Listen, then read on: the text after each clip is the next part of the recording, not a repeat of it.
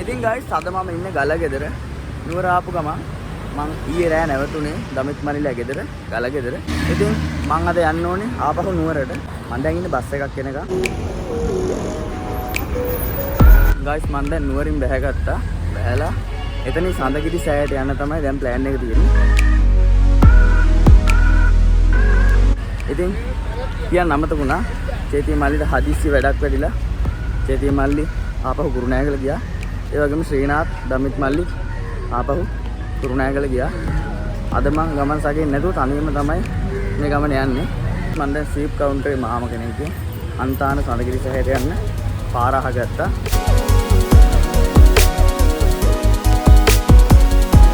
දැන් මම නුවර වැව ගාවේ ඉඳන් ඔරලෝසු කණුව ගාවට යන්න ඕනේ.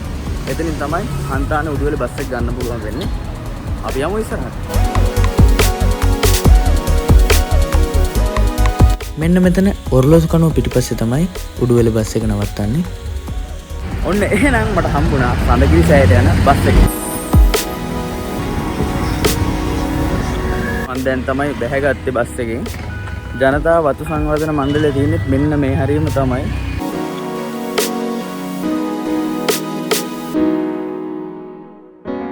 මම දැන් යන්න පටන් ගත්තා උඩට.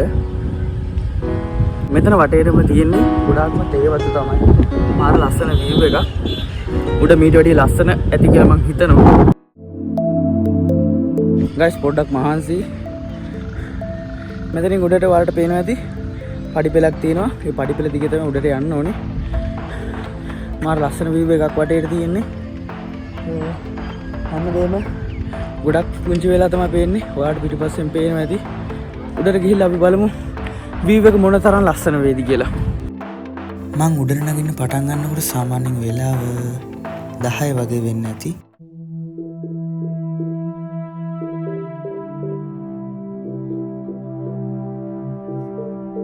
මං ඉස්සර වෙලාම ගියේ මෙන්න මෙතෙන්ට.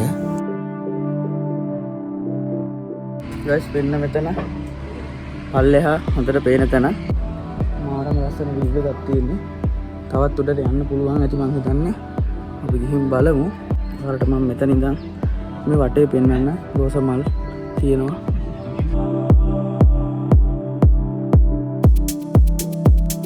මෙන්න මෙතන නම් මාරම ලස්සන තැන.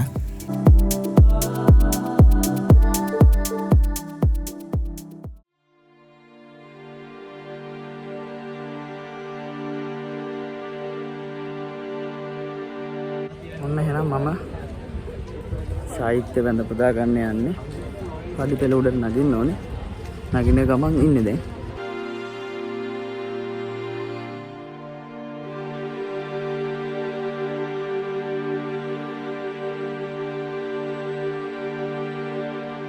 උඩ නගින්න උනේ ලොකු බෑග් එකක් එල්ලගෙනම තමයි. මොකද මම තනියෙන් ආපු නිසා. සඳගිරි සෑයේ සාහිත්‍ය ළඟ තමයි මං ඉන්නේ දැන්. මෙතන ලස්සන view point එකක් තියෙනවා. මම ඔයාලට ඒකත් පෙන්නන්න. මේ ළඟම ලොකු ගන්ටාරයක් තියෙනවා. ඒ ගන්ටාරේ සද්දේ තමයි ඔයාලට ඇහෙන්නේ.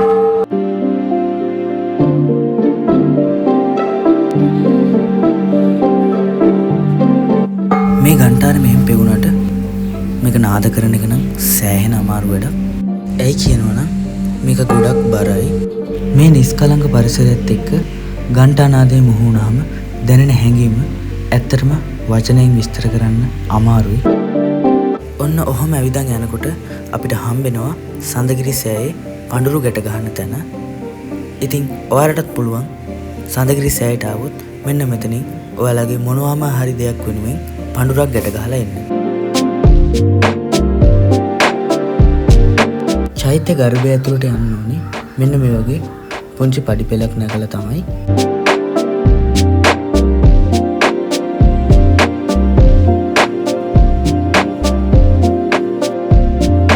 අපිට චෛත්‍ය ගර්භය ඇතුළේදී බලා ගන්න පුළුවන් වෙන්නේ ඔන්න ඔය වගේ දේවල් ටිකක් තමයි.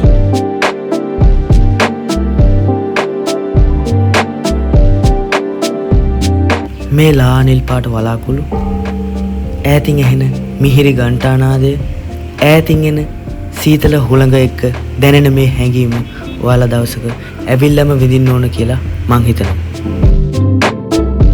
ඔන්න එහෙනම් මම මැද පුදාගෙන ඉවර වෙලා එහාට ආවා. මෙන්න මේ පාරෙන් වලට ටීම් එකක් බයික් එකක් වගේ උඩට මෙන්න පුළුවන්. අනිපෙළ දිගේ තමයි ආවේ. පල්ලෙහාට බහැලා අන්නේ ඒ විදිහටම තමයි.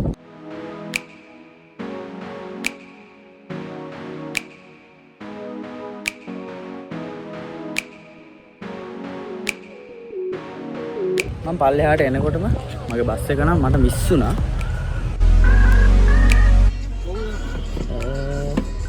මට දෙන්නේ මේකෙන් එකක් දෙන්න.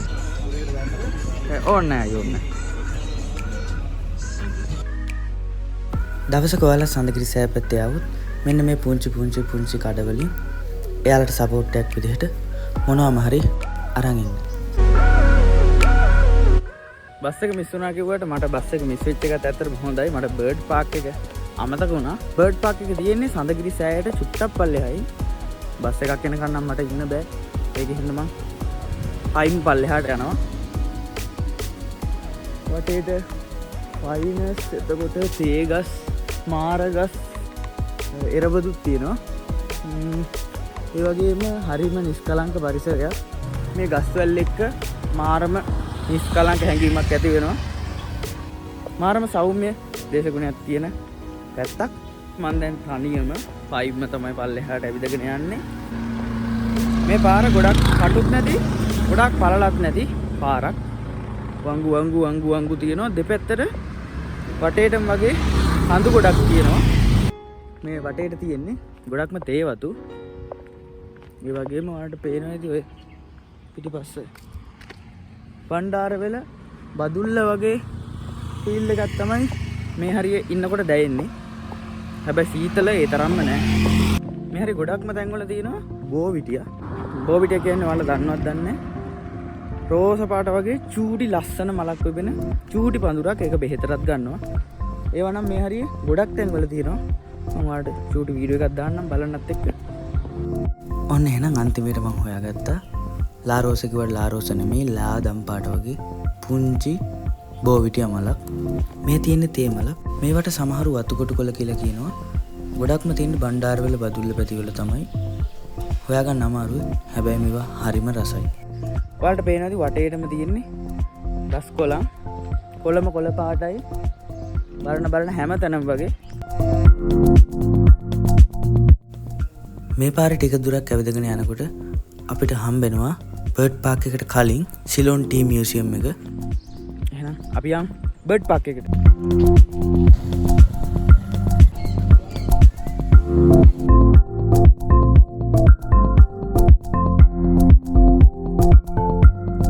ඉතින් ඔන්න ඔය විදිහට මම සඳගිරි සෑයත් වැඳ පුදාගෙන බර්ඩ් පාක් එකටත් ගිහිල්ලා පල්ලෙහාට ආවා. බර්ඩ් පාක් එකේදී මගේ ස්ටෝරේජ් ෆුල් වුණා. ඒ නිසා බර්ඩ් පාක් එකේ ඇතුළ වලට පෙන්වන්න වෙන්නේ නැහැ. sorry guys. ඉතින් අද දවසේ උනේ ඔන්න ඔහොම දේවල් ටික. ආයෙමත් අලුත් වීඩියෝ එකකින් අපි හම්බ වෙනකම් හැමෝම පරිස්සමෙන් ඉන්න. හැමෝටම ආදරේ. ජය වේවා.